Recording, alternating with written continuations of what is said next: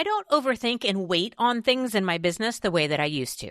If something needs to get built, fixed, designed, or analyzed, I'm not adding it to a someday list or dragging out some hiring process.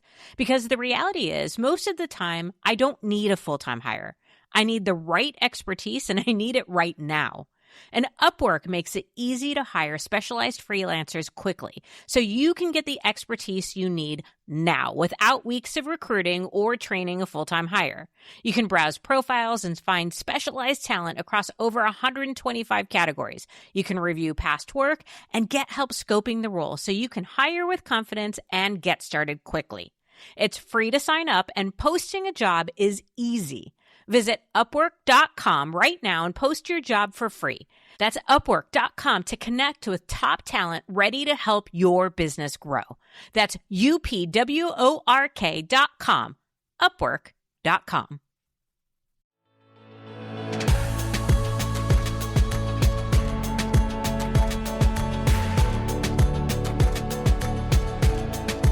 I am Nicole Kalil, and you're listening to the This Is Woman's Work podcast, the Unfiltered and Unhinged edition. Short episodes, big truths, absolutely zero perfection. Okay, friend, it happened. We got our very first 1-star podcast review, and I got to be honest with you, I am irrationally happy about it. I wish I could show it to you, but since this is an audio recording, I'm going to have to read it like I heard it in my own head. So here it is in all of its glory. The subject line is one word, and it says immoral. And then it goes on to say, just to show glamorizing the breakdown of the family unit. Now, you can't see this, so you're going to have to trust me. The word unit has its very own line, and it's capitalized. So it actually reads like this: just to show glamorizing the breakdown of the family unit. And okay, this is even more petty of me, but breakdown was written as 2 separate words instead of 1. I mean, what a moment. I read it, kind of blinked a couple times, and then immediately burst out laughing. Because here's the thing. None of that felt true to me. Now, if they would have said she rants too much, I probably would have to nod and say, yeah, that tracks. If they'd said, I wish she'd get her act together and launch an in-person video podcast, I'd have to cringe a little because, yeah, I do feel behind on that. But this review, it didn't touch a thing. It didn't poke at any insecurities. It didn't feel true, and it didn't land. It felt like it said everything about them and nothing about me. And if I had to guess, I'd bet they'd be horrified to know just how much joy their angry little review brought me. In a strange, probably, possibly twisted way, it made me feel like we have arrived. Like someone out there is emotionally invested enough in this podcast to be mad about it. And that feels like a really big deal. I've had haters before, but this was the first public podcast hate.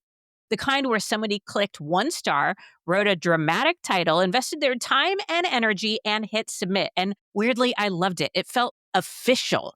Because I have always believed that if you're doing something bold, meaningful, or really anything worth doing, there will be people who don't like it. Hell, there will be people who hate it. And that's part of the deal.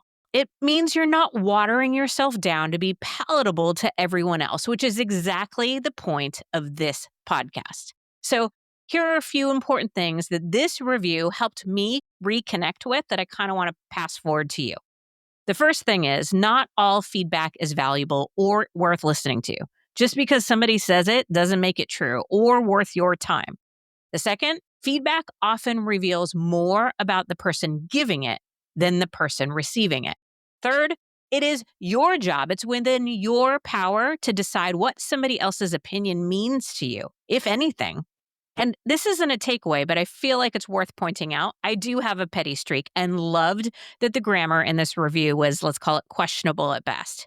I found myself thinking, just a podcast review glamorizing the breakdown of education. But again, that says more about me than the person who wrote the review.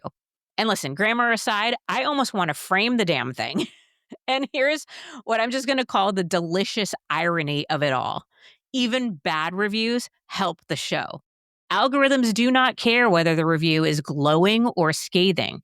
To the algorithm, engagement is engagement. So, to the person who questioned my morality, thank you for helping boost our visibility. You may hate the show, but you accidentally supported it, which I find incredible. Look, we all have our stuff. I've got my insecurities, my blind spots, my places that I want and need to grow, but this wasn't that.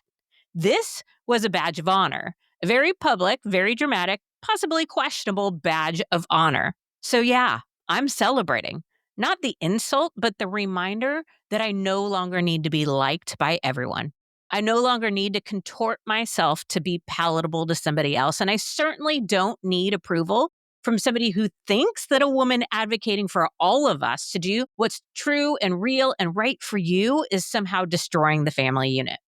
I'm going to keep showing up.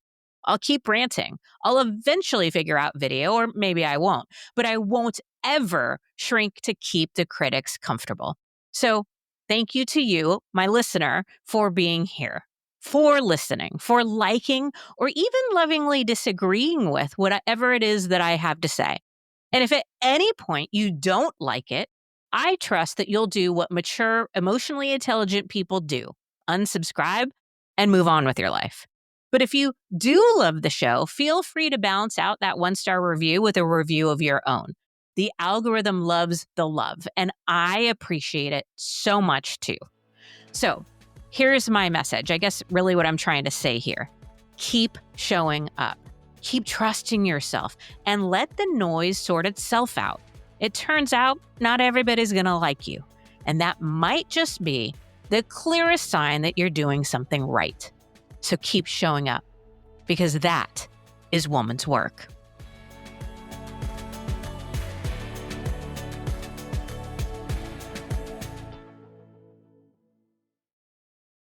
Ryan Reynolds here from Mint Mobile. I don't know if you knew this, but anyone can get the same premium wireless for $15 a month plan that I've been enjoying. It's not just for celebrities. So do like I did and have one of your assistants switch you to Mint Mobile today. I'm told it's super easy to do at mintmobile.com/switch. Upfront payment of $45 for 3-month plan, equivalent to $15 per month required. Intro rate first 3 months only, then full price plan options available. Taxes and fees extra. See full terms at mintmobile.com. Are you looking for a podcast that your whole family can enjoy that asks the deep philosophical questions like, do trees fart? If you are, then you'll love Tumble, a science podcast for kids. I'm Lindsay. And I'm Marshall. Join us as we explore stories of science discovery, from butts to animals, dinosaurs, astronomy, and everything in between. You'll love these stories, and you'll learn something new. Find and follow Tumble Science Podcast for Kids wherever you get your podcasts, or at sciencepodcastforkids.com.